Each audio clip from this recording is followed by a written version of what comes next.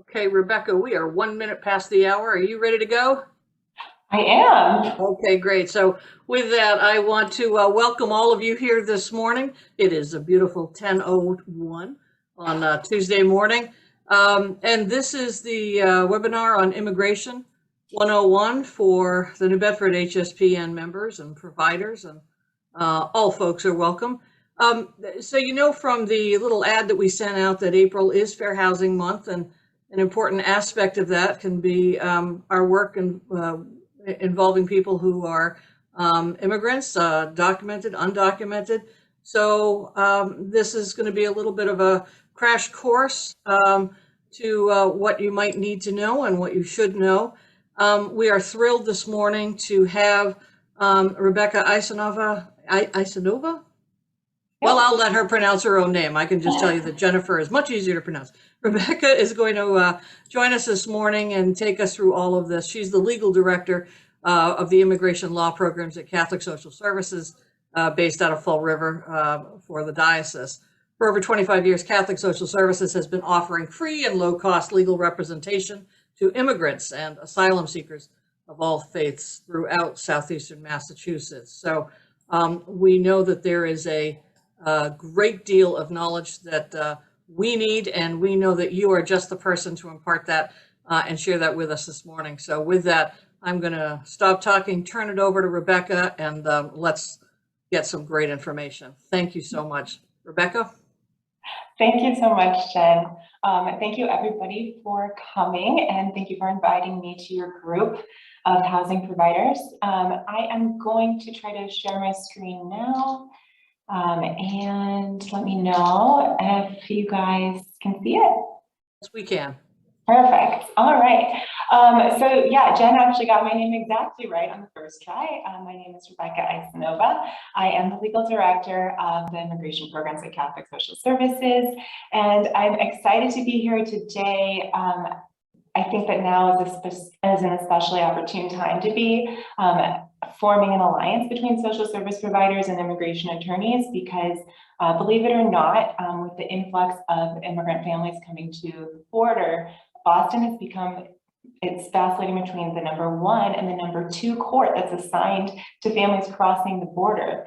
And so these people are coming to Boston. They are recently arrived. A lot of them don't have a social network here and don't have access to, employment. And so they are landing at organizations like yours looking for services. And so I think that that's going to continue throughout the year. And so it's a great time to be connecting with one another and learning more about how to serve these families. So my intention today is to give you a crash course, Immigration 101, what you need to know, things like how to identify different paperwork that an immigrant might have and what that means about their current status or what status they may be able to apply for. How to know certain rights, especially rights for public benefits that immigrants will have, and then how you might be able to help them obtain a new status or anything else that they may need. My intention is to definitely open up the floor to questions as well. If possible, if you have a question about a particular person you're serving, if you want to save those questions to the end, I'll definitely have time to get to them. You can also email me or call me, and I'll leave my information in this presentation. You can certainly put your questions in the chat box, and I'll make sure that Rebecca gets those so you don't have to look at both things. Yeah, that's a great idea. But if you have questions about like a current slide or something I just said, I'm happy to be interrupted to explain that. I want you to understand the material. So let's get started.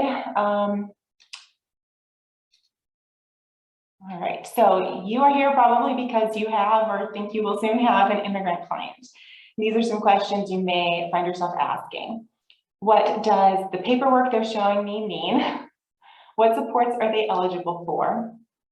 How can they get a better immigration status if they need one? And who can help them or help me serve them? I'm going to try to take those in order, starting with what are the papers that they're showing you. So some common papers that or documents, I should say, that they may show you include the following. This first one is obviously not a piece of paper. It is a card. It's about the size of a driver's license.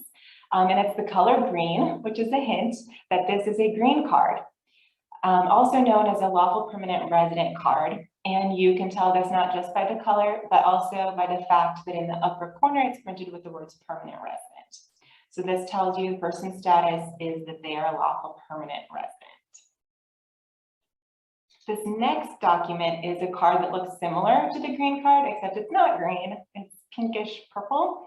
And at the top, the words say employment authorization. So this is a work permit, also known as an EAD, which stands for Employment Authorization Document. And it tells you that the person has the right to work in the United States for the time that's printed on the card. And at the bottom, there's a validity period with the date it starts and the expiration date. This next document is obviously a social security card, but it may look different from cards you've seen because it's printed with the words valid for work only with DHS authorization. And DHS stands for Department of Homeland Security. That's the agency in the federal government that runs immigration. So there's no longer something called INS. I think you may have been familiar with that acronym, but that doesn't exist anymore. Now it's all DHS. So someone with this kind of card is not a lawful permanent resident and not a US citizen yet. So someone looking at this card is going to say, okay, I need to check that they also have a document from DHS saying they're allowed to use this card right now, saying they have work authorization. Usually someone will have this card plus a work permit. And then the next document, this is neither a card nor a piece of paper. This is something you'll find in someone's passport. So they'll show you a passport. It has a sticker in it that looks like this. The top left, it says visa. This is a visa. It gave this person the right to enter the United States in a certain status. And all visas kind of look like this. You might not be able to tell what their status was when they entered, but at least you know they entered lawfully. So all of these together are indications that the person either has or once had a lawful immigration status. This next document is actually a full-size piece of paper, and it comes from the Department of Homeland Security, which we mentioned before. You can see that in the upper left corner of this paper. There are so many different versions of this paper, but they all look very similar. And in these top boxes, there's a bunch of boxes here. They'll say the person's name, they'll say their address, and they'll say a form number or case type, as well as notice type. And you can see here in the upper right, it says notice type receipt notice. So this is telling you this person has applied for an immigration benefit or a lawful status. They filed the application. It hasn't necessarily been decided. This next full-size sheet of paper also comes from DHS. In the top right, it's printed with the words notice to appear. So it's called a notice to appear, and it means that the person has to appear in immigration court. They are facing deportation is what this means. And a person has the right to defend themselves against deportation in court, but they have to go to court in order to do that. And so this tells them, this is their first notice that they'll have to go to court.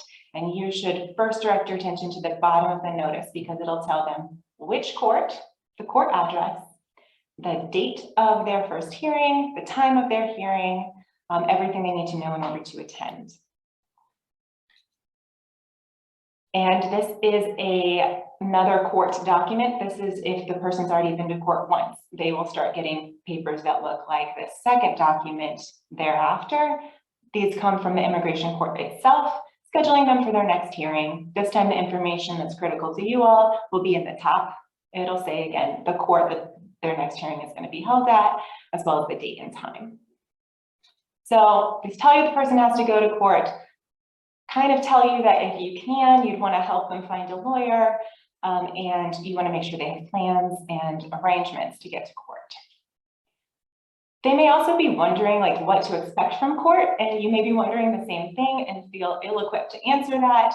The good news is that as of, I believe, February, very recently, Catholic Charities of Boston has started running something called the Legal Orientation Program. at the immigration court. And this is a free service. It is designed to just give someone the information they need to know in order to participate in their hearings. It's not legal advice that's personalized to their situation, but it at least tells them, here's what's going to happen at court. Here are some rights you have while you're there. Here's how to file an application or a defense. And they do these orientation programs in Spanish, English, and Portuguese. I believe their hours are Tuesday and Thursday still, but my understanding is that sometimes those change depending on language availability. And so I think the best advice I can give you is actually to use their hotline instead, or to at least start with the hotline. The number's printed there, and you can get good information at the hotline as well. All right, the final piece of paper I'm going to show you is another one issued by the Department of Homeland Security. I'm sorry about the quality of this picture. It's going to be a full-size sheet of paper. At the top, it's printed with the words order of release on recognizance. So you may recognize that term from like a criminal setting where someone's been in jail and they're released on their own recognizance. It's the same in immigration. If somebody was detained or could have been detained in an immigration detention center, but then they're released, they'll get a piece of paper that says the conditions of their release. And almost always, one of the conditions is that they have to report to ICE at least every 6 months or every year. And that involves going to, calling, or emailing a certain ICE office. And so I only showed you the top of this piece of paper because that's where your information is found, tells you which ICE office, tells you what day, what time is that first check-in. That's called an ICE check-in. ICE being the immigration enforcement agency, like immigration police or immigration probation officers. It's all part of ICE. So you're gonna wanna help your client contact ICE according to this notice. And the good news is that during the pandemic, ICE started allowing people not to go in person to do their check-ins and instead to check in via email, which is really great because you have a record that they have done it on time and you can help them do it. And you don't have to go all the way up to Burlington, Massachusetts. So you can actually help them send an email from your own account or from their account to this email address. And all you have to put in there, it's very simple, is the person's name, their A number, which is a number that appears right on this order of release, the check-in date that appears on the order of release, and then the person's current address and current phone number. And you just say, I'm checking in for this person. And they will generally respond sometimes same day, almost always within a month, with just another email. And it'll say, thank you, you are checked in. Your next reporting date will be blank. And it's as easy as that. They are in compliance. If they miss their date to check in, you should still help them check in late because otherwise they could be detained as being in violation of this order of release. All right, so I've shown you some papers. What do all of those mean? Well, they all tell you, or at least give you some hint at the person's current immigration status. And when I say immigration status, all I mean are the rights and the obligations that a person who is not a citizen of this country has while they are here. It can be a variety of combinations of rights and obligations, right? And each one is a different status. So now I want to talk about some common statuses that you will see in people that come to you. So the first one is that first document that I showed you, that little green card, also known as lawful permanent residency. This status means that the person has the permanent right to live and work in the United States. They can leave the country, they can return as long as they have a passport. They can petition for their family members to also immigrate here. After usually 5 years, they can apply to become a citizen. And also after 5 years, they become eligible for the full array of public benefits that exist in this country. To get a green card, a person usually has to have a close family member who is already a US citizen or already a green card holder themselves. So we're talking about spouses, parents, children, siblings, but not grandparents, not aunts and uncles. And then the person also usually has to have a pretty minimal criminal history or history of immigration violations, have to have a pretty clean record. Next kind of common status, at least among people coming to you all, would be asylum or refugee status. These are basically the same thing. So if you hear either one, it means everything that's on this slide. Specifically, to get asylum or refugee status, the person has to have a well-founded fear of returning to their home country because they either already faced harm there or they could face harm in the future there on account of something they cannot change about themselves. So this is not generalized violence. This is personalized threats or violence to them that is motivated by their race, religion, nationality, political opinion, or what's called membership in a particular social group. And so to give you an example of that last option, a lot of times women and family members who have faced domestic violence in their own country, they would qualify as a particular social group. And we see that a lot with people coming to our office at least. Benefits of having asylum or refugee status, it's another permanent status. You can live and work in this country permanently, travel from and to the United States except to the country that you're afraid of. You can bring your family members in asylum status, and it takes a while to get an application approved for asylum. And if your application has been pending for 6 months or more, then even before it's approved, you actually get the benefit of many different types of public benefits, as well as the potential to apply for a work permit. Okay, so the next type of status, I'm calling it a status here, is a work permit. It's not actually a status. It is an indication of having some status, but you could get a work permit for a variety of different statuses. What it either means is that you've got a temporary status, or you have applied for a permanent status or a very long-term status, and you're waiting, so they give you this temporary work card in the meantime. And again, like I said, initially it's always printed with the period of validity. It's usually 1 year or 2 years. Types of temporary statuses you might see, someone just came on a particular visa, they came with something called parole, which I'll talk about in a second, or they have something called temporary protected status, or TPS. That's for people from certain countries that are going through a war or natural disaster right now, but we're not going to talk about that a lot right now. And then types of permanent statuses that could let you have a work permit in the meantime, green card, asylum, and something called a U visa, which I'll talk about in a moment. So while you've got a valid work permit, you can work and live in this country anywhere. You're not limited in the place, like the employer. And you're usually eligible for a driver's license and for certain public benefits, depending on how you got your work permit. The next status is called parole. This is one that we have started to see more often. This, I didn't show you a picture of it before, but here's one. It is usually a stamp, just a tiny little stamp in the person's passport. It's like instead of a visa, they were let in with parole status and given the stamp. They handwrite in there the period of validity. Usually it's 1 or 2 years, and it is because of a specific humanitarian need to be in the US at a certain time.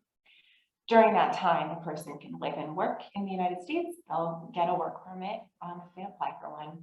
They are safe from deportation. However, it starts and ends with parole. They're here for that time, but they don't have a way to like move from parole status to a green card or to citizenship. And again, criteria to get parole, someone's coming to the border usually with a humanitarian need. They have to have a pretty clean criminal and immigration history. If they don't, then they better have a really strong humanitarian need.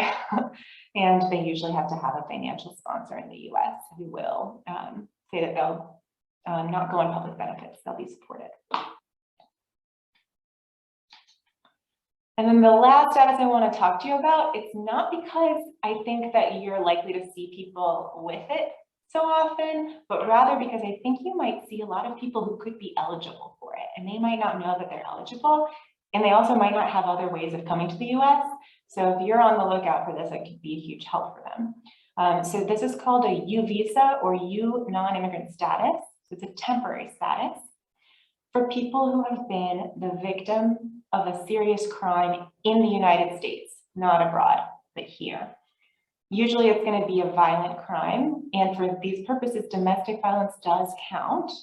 Same for felonious assault, sexual assault, child abuse, but also some workplace crimes.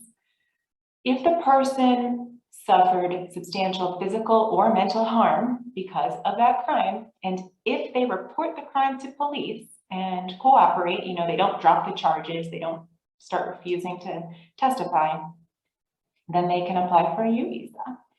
And once they get a U visa, that gives them 4 years in lawful status, and they can live and work, get a driver's license, get most public benefits. They can bring their family members in the same status. And after 3 or 4 years, they can apply to become a lawful permanent resident and eventually a citizen. But it can be a really good opportunity, kind of a silver lining out of something really horrible that's happened to them. I've lost my cursor. Okay. All right, so I've shown you some papers. I've talked to you about different statuses. What do these mean for their rights in this country and their eligibility for public benefits, especially? I want to start by saying that there are certain rights that everybody has, and it doesn't matter what their immigration status is. So undocumented people have all the rights listed on this slide. So do people with any kind of immigration status. So everyone has the right to be treated for medical emergencies, and if they are income eligible, they can receive Mass Health Limited to pay for that treatment. They have the right to be free from workplace discrimination. If they're accused of a crime, they have the right to a public defender, the right to remain silent, the right to say, no, you can't actually come in my house without a warrant, and to be free from other unlawful searches and seizures. If they're under 18, they can attend a public school, not generally a private school. And they can do a lot of other just commercial transactions and parts of living, right? So nobody's checking their immigration status. If they want to buy a house, they might have trouble getting a loan, but they are allowed to own property, travel domestically, have a family, all of these things. Rebecca, I got a question from just going back a second to the U visa. Oh, sure. So is a U visa a pathway to a lawful status if someone is undocumented and meets the criteria? That's exactly right. Yes. So usually someone applying doesn't have papers yet, was the victim of a crime, because unfortunately that makes them vulnerable to crime, right? And then they can get the status if they apply. Thank you. You're welcome. Are there other questions? All right. So those are rights everybody has. Now we'll talk about different public benefits, and a lot of these do turn on whether the person has certain papers or not. So let's start with Mass Health. To get Mass Health standard, they're pretty restrictive. A person, even with a green card, might not be eligible unless they've had their green card at least 5 years. People with asylum and refugee status can get Mass Health standard, and then people who are pregnant or under 21, but almost no other immigrants are going to be eligible for Mass Health standard. Instead, you're going to be looking at the other options of Mass Health, including connector care, but not limited to connector care. You're going to just have to kind of compare your person's status with the different Mass Health rules, but a lot of them turn on being lawfully present, which means a green card holder for less than 5 years. Someone who has applied for asylum but not been granted it yet. Somebody who has a work permit or a temporary status. And then finally, if the person is undocumented, as I mentioned before, they can still apply for Mass Health Limited. For housing options, this is another one that does turn on status. Federal housing programs in particular are restrictive. Only citizens and lawful permanent residents can apply for and be approved themselves for federal housing programs like Section 8, federal public housing, federal subsidized housing. However, if they have family members who do not have permanent residency or citizenship, those family members can still stay in their household. So you're just going to be looking for one eligible member. And if they're getting a subsidy or something like that, that's going to be prorated according to how many people are undocumented, but at least they can stay together. There was, I believe, some talk of that rule changing in the prior presidential administration, but that never went through. And so we are still left with, if you've got one member, you can live there. Meanwhile, state and local housing programs do not turn on immigration status. So MRVP, AHVP, state and local public housing, state subsidized housing, they're available to anyone. And then the other thing to look out for is something that's just got a federal grant or something like HUD homeless assistance. These are also available to everyone. They don't count as an actual federal housing program. So if you know about a housing program you're thinking of, you're not sure, I would say just Google that housing program with the words immigration status, and hopefully that'll be able to clear up for you how restricted that program is. But a good rule of thumb is that state and local housing options are open to all, and you should not be afraid to help your client apply for them. Other types of benefits, food assistance can be kind of restrictive. So SNAP is a little similar to Mass Health Standard in that they want you to have your green card at least 5 years, or they want you to have already been granted asylum or refugee status, not just have it pending. But it is open to a few more people, including folks who have been certified by the Department of Homeland Security as being a trafficking victim or a victim of domestic violence under the Violence Against Women Act. And also a very unique and little known group of people who are eligible for SNAP are people who count as Cuban or Haitian entrants. So this just means somebody from either Cuba or Haiti who was either paroled in, so they've got that stamp I showed you, or they've got to appear in immigration court, meaning they've got that notice to appear I showed you, or they've filed an application for asylum, which means, you know, they've got that receipt notice that I showed you. If they've got any of those and they're from those two countries, either of those countries, they're going to be eligible not just for SNAP, but for a whole range of other supports. So keep your eye on that if you've got someone from one of those countries. And then the other items like food-related services listed here, WIC, food pantries, free school lunch programs, these don't turn on immigration status at all. And please remember, because some people are unsure about this, U.S. citizen children are eligible for any of these benefits that they themselves are eligible for. It doesn't matter what their parent status is.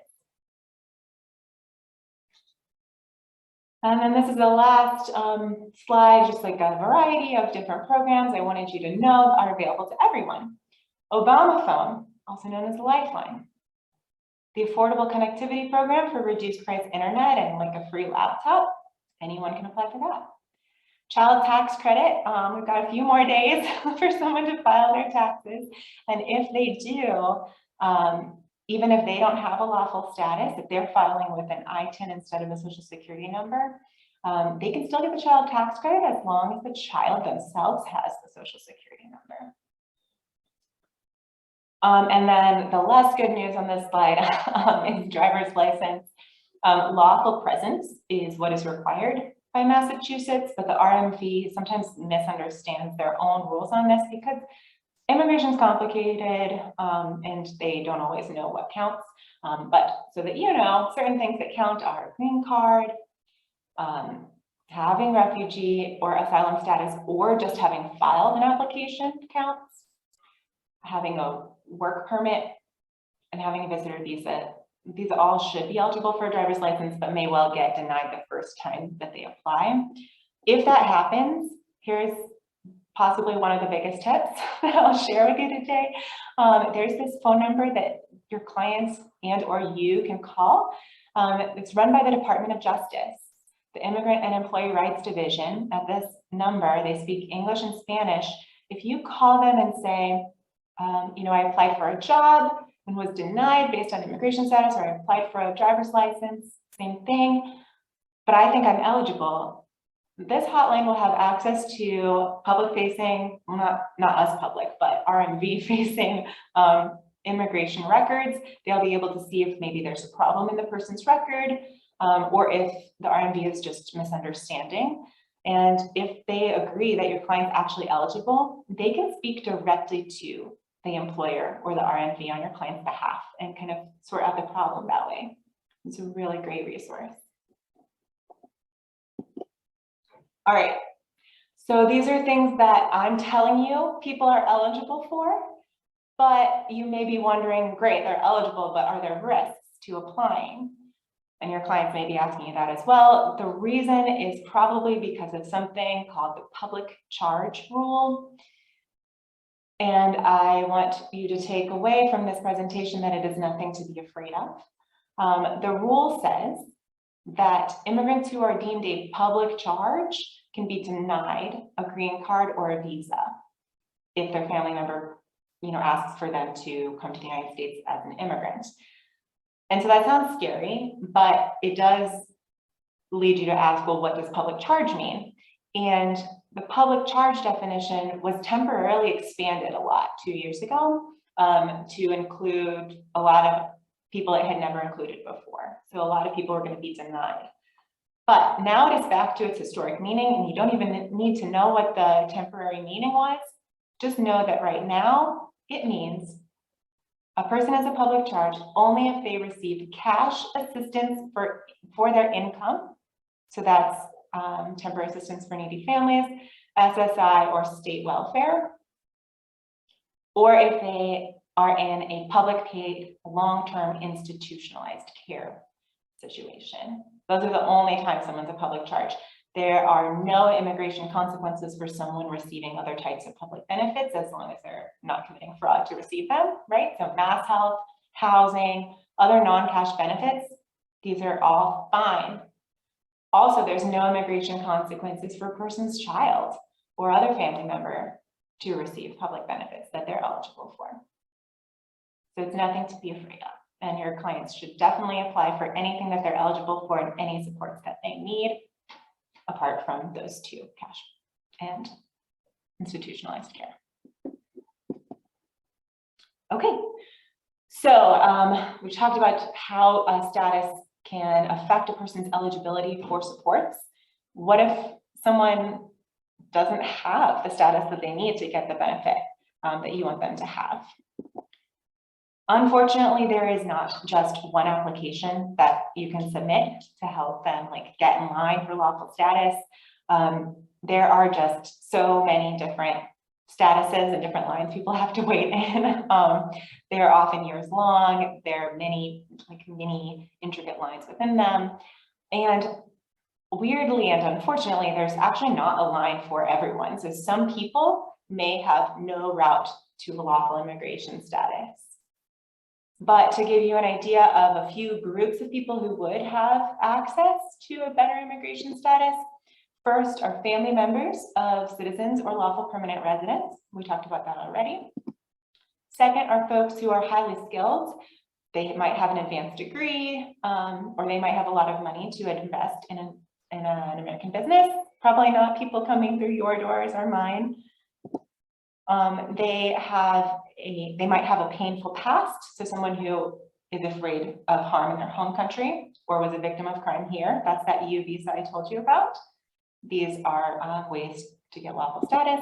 And then finally, if the person's outside of the country, they can apply to participate in something called the visa lottery, which is in fact a lottery. Not everybody whose name gets pulled gets to come here. They have to pass other scrutiny, but people can't come through the lottery while they're here. So these are not people who are walking through your doors either. But as you can see, there are folks who don't have family members here, don't have skills, and haven't been the victim of crime. They might not have access to an immigration status, unfortunately. Also, if they do have access to a status, if they have a line to wait in, the wait can be extremely long. So the fastest way is for a US citizen spouse to petition for their spouse or someone to petition for their child or parent. That is the fastest way, and it takes about 2 years right now. A U visa is going to take about 8 years. And other family relationships that aren't as close as spouse, child, or parent, those can take between 13 to 25 years. An asylum takes a completely unknown amount of time. It can be as short as 3 months, or as long as 6 to 10 years. It's just unknown. And what I want you to know about this is a long time to wait, right? And so if something was done incorrectly 8 years ago, and then they waited 8 years only to find out that it was done wrong the first time, they're going to be pretty upset. And so it's important to guide your clients towards help that will actually succeed for them. Have them find a lawyer if they can. If they are suggesting that they know somebody who's a travel agent or a notario, they can help them. Tell them not to try that, because unfortunately those people don't have the legal training to do it right the first time. And notarios, notario in America, it means notary, which is somebody without legal training, right? But in Latin American countries, it refers to somebody who has legal training. And so by calling themselves this, they are usually preying upon this misunderstanding of whether they have training or not, and often specifically victimizing people from Latin American countries. You don't want your client to go through that, so help them find a lawyer. Okay, so who are the lawyers who can help? Well, my department is one. There are others, of course, but I'll tell you about us. We have been providing free and low-cost legal services for 25 years in immigration. We serve people of all faiths. In-house, we have speakers of English, Spanish, Portuguese, French, and Cambodian combined. We have 4 lawyers, 5 paralegals, and although we are based out of Fall River, we have an office in New Bedford, we have an office in Hyannis, and we do serve people throughout southeastern Massachusetts remotely as well. We have 2 sub-departments. One is for victims of crime, especially people with that painful past, right? So these people are helped by a lawyer and paralegals who have specific training in trauma-informed lawyering, victims of domestic abuse, human trafficking, or other serious crimes. And then our other sub-department is for everything else: deportation, defense, green cards, citizenship, that kind of thing. Unfortunately, we do not do student visas, worker visas, visa lottery, and we don't do non-legal services for immigrants. So we don't do like English classes or job training or therapy, but we do try to provide referrals if someone needs those things. To become a client of our office, first, the person must be eligible. So they have to be geographically eligible, which I'll show you a picture of our diocese in a minute. Second, they have to be financially eligible, meaning a household income of under 200% of the federal poverty level. And then third, they have to have a certain case type that we are accepting at the moment. And so sometimes, you know, we are only 4 lawyers, we might be full, might not be able to take a case just because we have too many cases of that type already. But if the person meets those criteria, we try to serve them. The intake process is currently just by phone or online, not in person. And they'll do an initial screening, a short questionnaire, just assessing those 3 eligibility criteria I talked about. And then from there, if they are not eligible under those criteria, we'll give them a referral. And if they are, then we will do a longer intake, which involves more questions, just case background, seeing if they have a viable case. And that whole process is going to be confidential. If we do take a case, if it's for a victim of crime, we will serve them completely for free. They will never have to pay for our services. If it's for a different case type, the question is, do they make above or below 125% of the federal poverty level? If it's below, they will pay $50 or less for their whole case, even if it lasts 13 years, right? If it is above, then they will pay a larger fee, and it varies by how complex their case is, but it's usually a couple $100, sometimes up to like $1,000, but it's 10% basically of what a private attorney would charge for that case type. Rebecca, there's a question whether you provide immigration services for LGBTQ individuals who are fleeing your country for fear of retaliation. Yes, thank you so much for that question. Yes, indeed, we do that. So Catholic Social Services serves people of all religions, all gender identities. The LGBTQ community is, of course, welcome. This is a map of our service area. So it's going to be Bristol County, all of Cape Cod, and then the islands. If you have somebody who lives outside of our service area, highly recommend just logging onto the Massachusetts Legal Resource Finder. It's for public interest attorneys as well, just like us, but they'll ask you where you live and churn out results based on that. So yes, like I said, we would love to help if we can. If you think you have a client who might qualify, please have that client contact us directly because of that confidentiality component I mentioned. Plus they will be they're the expert on their own case, right? So have them call us, they'll leave a message, they can leave it in their own language.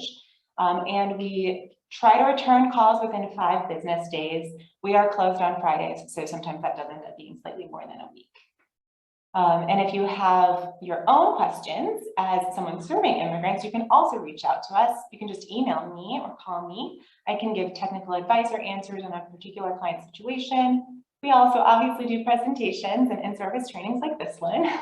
And like I said, I'll have my contact info on the last slide. Also, you can follow us on Facebook. I do recommend that because we post about our events and our trainings on there. We also post about changes to the law that might affect your clients and events put on by our partners.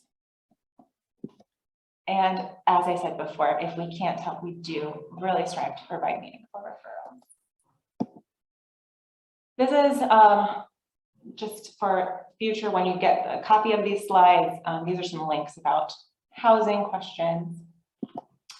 And yeah, so now I'm open for any questions you might have about particular clients. Well, there was an initial question too about, and I think you may have just answered it, about whether we can share these slides with everyone afterwards. So you'll be able to provide it to me, and I'm happy to do that. You know, what I would ask is if you're interested in getting a copy of this slide presentation, if you want to just put your email address in the chat box, that would make life a lot easier than having to sort of research all of this. So we'd be happy to send that out, and I'll get that to you. Look at that, Sarah, you win 100 points because you're the first one out there. So keep doing that while we're going through additional questions. Thank you so much, Rebecca. This has been fantastic. I'm glad that we will have a chance to sort of absorb some additional information from looking at the slides again. But as we said, we want to open the floor up for your questions now.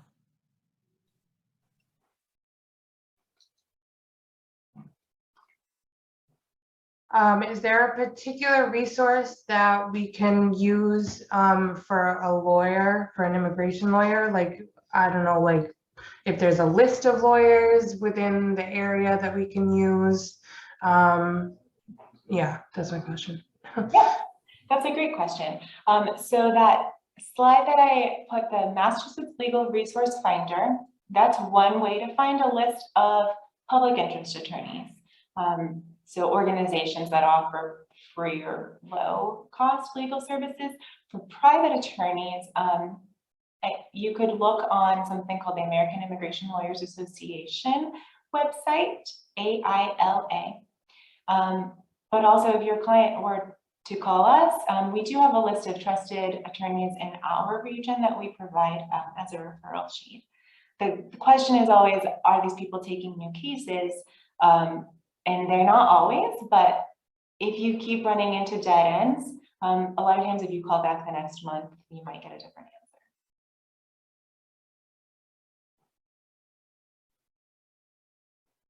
Donna Salas is asking if an undocumented person can get better immigration status due to a serious medical condition. Oh, very good question. Sometimes, yes. So there's something called medical deferred action, which is a discretionary benefit where you would kind of help your client write a letter to immigration and prove that they do have a serious medical condition and that they're being treated in the United States. Usually you're going to want to show that that treatment wouldn't be available in their home country. And it takes a while, longer than you would like, for a decision to come through. But once it does, usually it's for a 2-year period that can be renewed. And it does usually come with a work permit option, so the person can support themselves while they're receiving treatment.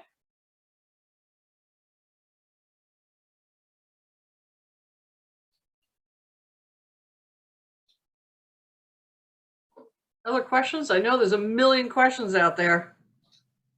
Don't all get shy.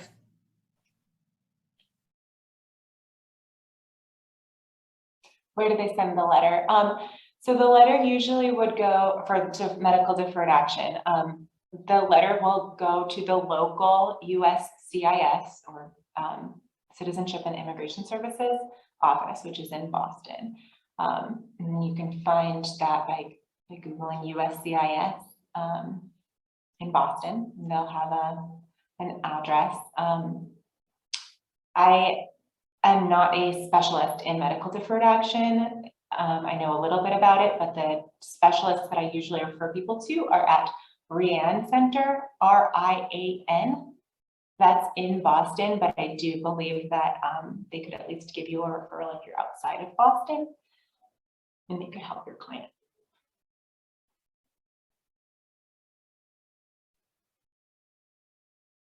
Any other questions? I have a question. What if somebody does have a green card and loses the card? How long would it take to get it back? Oh gosh, I feel like you might be asking that because you help someone apply and they haven't gotten it yet. Yeah, so currently I believe it's 9 to 15 months is considered normal. Okay. Absurdly long. They have recently published an intention to get that down to 6 months. When someone applies to replace a green card, they usually receive a receipt notice like what I showed you that has a special provision on it that says, this receipt notice extends the green card that they used to have by 1 year. So that can sometimes help. Of course, if it takes 15 months, maybe not. But the good news is also that lawful permanent residency is in fact permanent and does not expire when the card expires. Okay. It's kind of like a driver's license. So you remain a driver even when your driver's license is about to expire, and when you renew your license, you don't have to pass the road test every time. So the same thing is true for lawful permanent residency, and your client should still be eligible for all the public benefits and driver's license that they would have been if they had a valid card. Mm-hmm. And if someone's like rejecting that and saying, no, you don't have that card, you can't prove it, give a call to that DOJ hotline that I put in the slide. Okay. All right. Thank you. You're welcome. A question: in order to receive a U visa based on domestic violence, can the victim actually be the parent of an abusive child? Ooh, yikes. So yes, it doesn't really matter who the perpetrator is, and certainly domestic violence would count. I have never had a situation where the perpetrator was an actual minor abusing their parent. I've had a minor perpetrator before, and the hang up becomes getting the records that you need, because a lot of times they're like protected by delinquency laws and things like that. So remember that to get the U visa, you have to have contacted police and prove that you did that, and prove that you cooperated with police. And so that could be a hang up in this kind of situation. Contacting the police about your child, of course, has its own consequences. But if someone has decided to do that, they should still be eligible for a U visa. Right. So the clarification here is that the abuser in this particular scenario would be an adult child. Then yes, yeah, they can apply in that situation. I'm sorry to hear about that. How long does it usually take for someone to be granted refugee status? And does that happen prior to arrival? Does it happen afterwards? Oh, great question.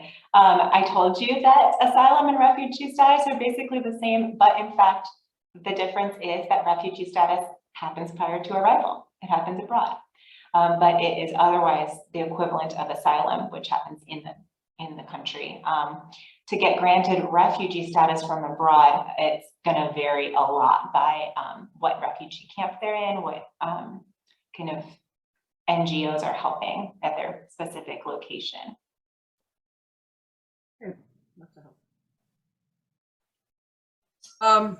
Any other questions out there? These are great questions. Yeah, they